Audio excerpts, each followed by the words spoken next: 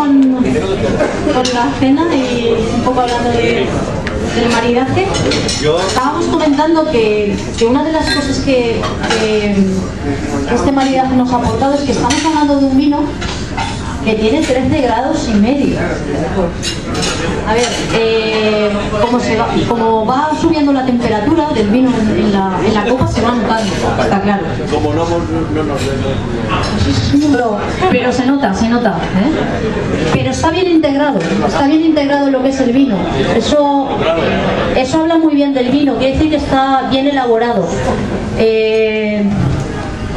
Realmente deberíamos pensar que esta graduación alcohólica, hace unos añitos, pensarla en un vino blanco sería difícil. Estaríamos hablando de vinos tintos. Y ahora verla en un vino blanco es bastante habitual, ¿eh?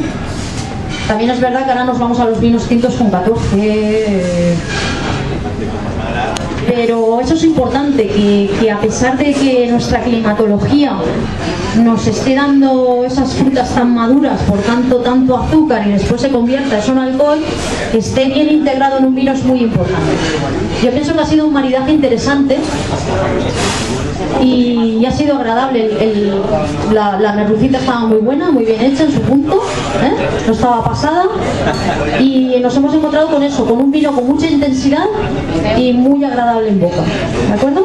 Ahora pasamos al segundo y estamos con un vino tinto ya, damos aquí un salto, ¿eh?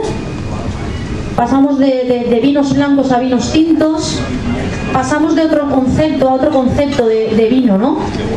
Aquí ya buscamos estructura, buscamos taninos. Estamos con el Porteller, es un vino valenciano, de la DO Valencia, y aquí lo que vamos a encontrar va a ser un vino muy goloso, con la fruta muy madura, con variedades que se están cultivando y que están dando muy buen resultado en esta zona, la de Valencia, como es la Tempranillo y la Cabernet Sauvignon. Por un lado una variedad noble plantada prácticamente en todo el mundo, y una variedad pues muy nuestra, ¿no? La Tempranillo, que prácticamente donde se plante da muy buenos resultados, por supuesto adaptada al clon de cada zona, ¿no? Pues está claro que cuando hablamos de Rioja hablamos de un tipo de Tempranillo, cuando hablamos de Ribera de Duero hablamos